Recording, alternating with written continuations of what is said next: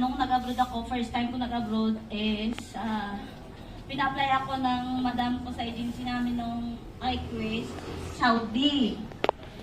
Nung nag-finish na ako ng training sa TISDA, naka-schedule naman ako ng flight ng March 10. Then, nung time na yun, nag-apply ako, pinag-pray ko talaga kay Lord ito na lugar para sa akin. But, hindi niya pinagkaloob sa akin yung Saudi. Kasi nung time na flight ko na, ng schedule ko ng March 12, that time, kinabukasan, nag-lockdown. So, suddenly, sabi ko, baka hindi to para sa akin. So, sabi ko sa madam ko na, ma'am, hindi ito siguro para sa akin. Kaya, next, nag-refile ako ng Hong Kong. Sabi ko kay Lord, sana Lord, ito na para sa akin. Kasi, naisip ko kasi doon sa Saudi, hindi ako makapagsamba doon kasi ako, INC po. Kaya pinag-pray ko sa kanya, sana Ama, ipagkaloob sa akin itong Hong Kong. Kahit na nandun ako, alam ko naman, mayroon namang day off doon. Ipag-ano ko talaga sa iyo yung buhay ko, alay ko. And then, doon na ako naka-flight sa awa ng Diyos. Pinagpala ko doon. Isang interview lang ng employer, na-hire ako agad.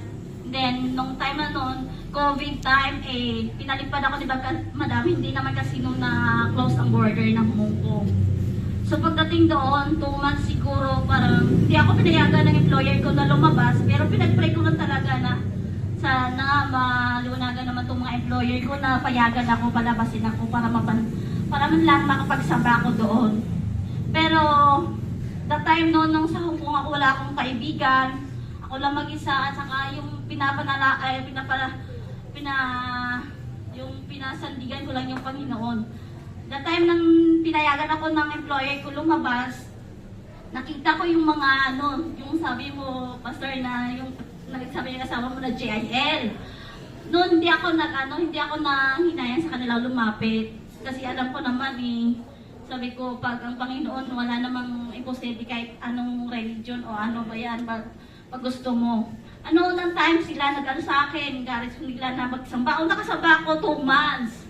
Sabi ko, sige, grad ko, grabing pasalamat ko sa Panginoon kasi that time, nakapagsamba na ako. Sabi ko, hindi talaga, wala talaga imposible sa Panginoon pag nagtitiwala ka lang sa Kanya. Noong na time na yun, hanap ko talaga yung church namin kasi bawal kasi hindi kami makapagtala kasi matiwalag kami. Doon, si Google, yung kakampi. Ginagawa ko lahat kung saan yung malapit na church doon sa bahay. Namin, sa building namin, malapit lang pala. Sabi ko, ang bait mo talaga, Lord, hindi mo ako pinabayaan dito. Sabi ko ba. Nung time na umabot na nag-positive na ako doon, nagka-COVID ako. Sabi ko, Diyos ko po, bakit ako nagkaganito? Alam ko naman na hindi mo ako pababayaan, Ama. Sabi ko gano'n. Nung nag-quarantine na ako, panay na ako iyak. Sabi ko, Lord, huwag mo ako pababayaan dito kasi may pamilya pa ako, kailangan ko pa umuwi. Kailangan pa ako ng mga anak ko. Isawa ng Diyos, 3 days lang. Pinano agad ako ni Madam. Kasi yung Madam ko doktor. Naman, sawa ng Panginoon, nagaling agad. Nung time na, kasi yung homesick talaga, hindi to basta first timer. Hindi ka talaga makaiwas na hindi ka magka-homesick para iyak, tapos depressed na sa asawa. Kasi hanggang at saka yung mga anak ko masigla na naman. Pero sawa ng Panginoon, sobrang blessed talaga. Sabi ko, blessed talaga, bait-bait talaga ni Lord.